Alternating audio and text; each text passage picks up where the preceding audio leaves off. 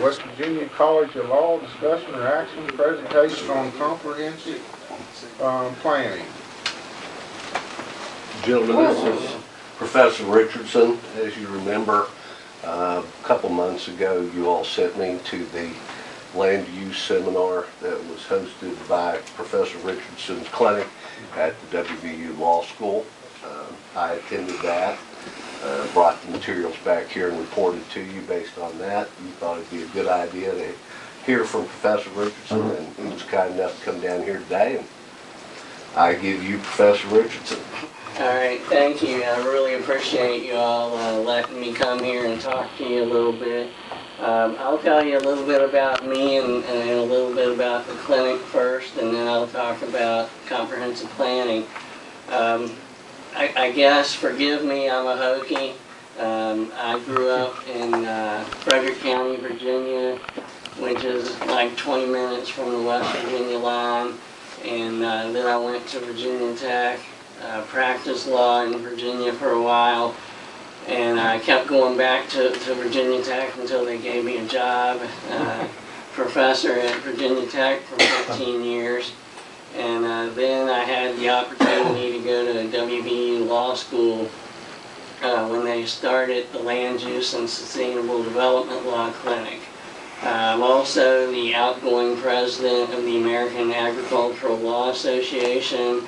I teach water law and land use law at WVU.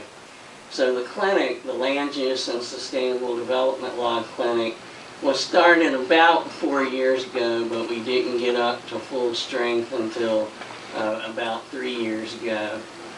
And it was started to address water quality and land use issues in West Virginia. We have 6 staff members at the clinic.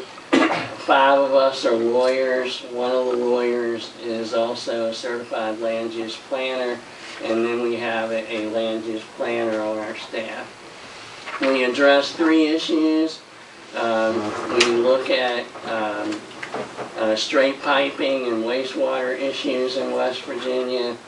We look at land conservation, so we have 2 attorneys who almost exclusively do work with the West Virginia Land Trust and the USDA on some easements, and that's on purchasing land or purchasing easements or whatever we can do, making trails, things of that nature. And the third thing we do is myself and our 2 land use planners, one of whom is also a lawyer. We work with local governments on land use planning issues and land use issues. So we are working on approximately 20 to 30 comprehensive plans right now across the state, all over the state, in very different communities across the state. We're doing some other land use ordinances and the like. One of our big projects was dilapidated buildings. We are coming out any day now with a dilapidated building toolkit, which looks at the various tools that local governments have that they can use to address dilapidated and or abandoned buildings. Another thing that we do that brought us to Pocahontas County was our Mountain State Land Use Academy, and that's the session that your county attorney was able to attend.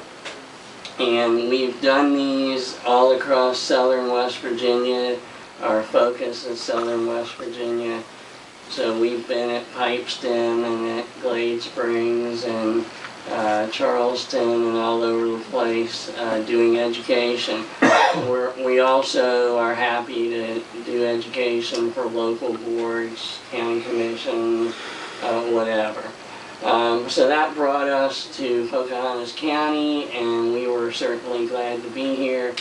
And the issue of a comprehensive plan from Pocahontas County came up, and that's what I'm really here today to talk about.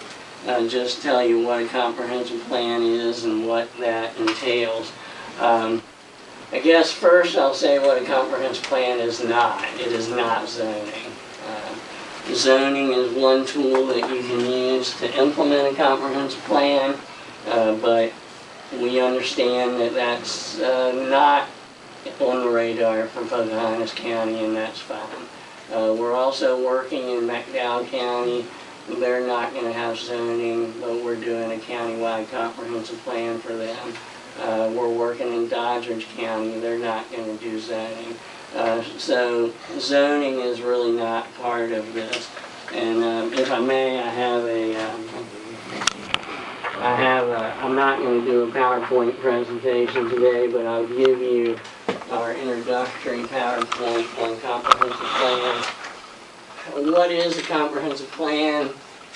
A comprehensive plan, as the title would entail, it's not a regulation, it's not an ordinance, it's nothing that's binding on the county at all. It's really a vision of the county's future, and it's put together by the citizens of the county. You can look at a comprehensive plan in a lot of different ways. I kind of break it down into three parts. The first part is, where are we now? What are the demographics? What are the land use? What's the situation on the ground right now? And one thing we would do if we do a comprehensive plan is a present land use map. So we would actually get whatever GIS maps are available and say, what is on the ground here right now? The second part of the comprehensive plan, and you usually look about 10 years into the future, is where do we want to go? What do we want to be in 10 years? And we do a vision statement that would set out, like a paragraph, what is our vision for the community for 10 years from now? And then the third part is, how do we get there? What do we do to accomplish our vision? So this PowerPoint presentation goes through a few things. Planning for future growth and development. It establishes that vision that I talked about.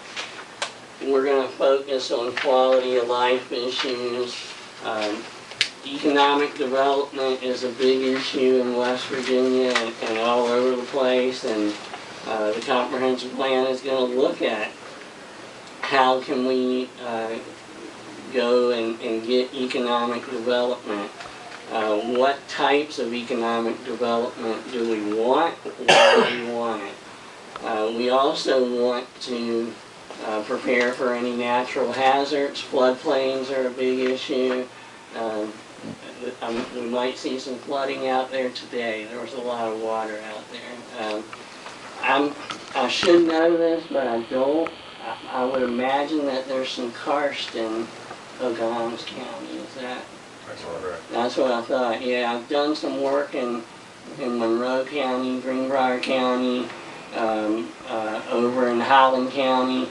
Karst is also one of the things that I look at a lot. And when you've got karst, that raises some other issues, and that's another thing that you would want to look at. And it's just a matter of, instead of waiting for things to happen and reacting to them, a comprehensive plan is a way to say, what do we think is down the road, and what do we want to do to address that? I've got some examples of some bad planning, a sidewalk that leads into a brick wall, that driveway on the one slide on the bottom of page 2, I think that's in Morgantown, those steep driveways. Then the urinals too close together, just some situations that people didn't really do planning. So the comprehensive plan, what is it? It's a policy document, blueprint for the future, and it looks to the future. So one thing that Bob asked us right up front is, why should you do a comprehensive plan? Why should we even think about that? Especially if you're not going to do zoning, then do you need a comprehensive plan? I would say the answer is a definite yes, because it's a good idea to go ahead and look at the future. look at where you are now, decide where you want to go in the future.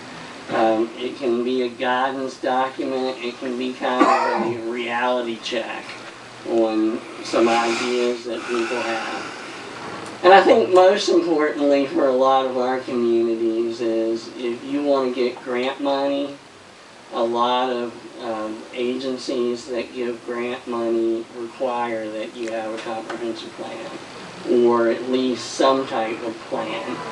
Even if they don't require it, our experience has been that if the community comes in and says, we want a grant, and here's why we want it, and another community says, we want a grant, and look at our comprehensive plan says, we want to do this, and so we need this money to do the projects that are within our vision. The agency is going to give that some weight and say, you know, that community's been doing some planning, they've been thinking about it, and that is an advantage to that community. We had one community, and I know this has been, there have been some newspaper articles on this in other parts of the state. I don't know if Pocahontas County wants home rule authority or not. Counties can't get it right now, but we had a community, Dunbar wanted to get home rule authority, and we did their comprehensive plan, and that was the centerpiece of their home rule application. They said, we need to do these 5 things, and if we don't have home rule, we can't do that. And they were awarded home rule authority. So there are a lot of different contexts where you can do this. Some of the counties that are seeing oil and gas activity now, they have come to us and want to do a comprehensive plan.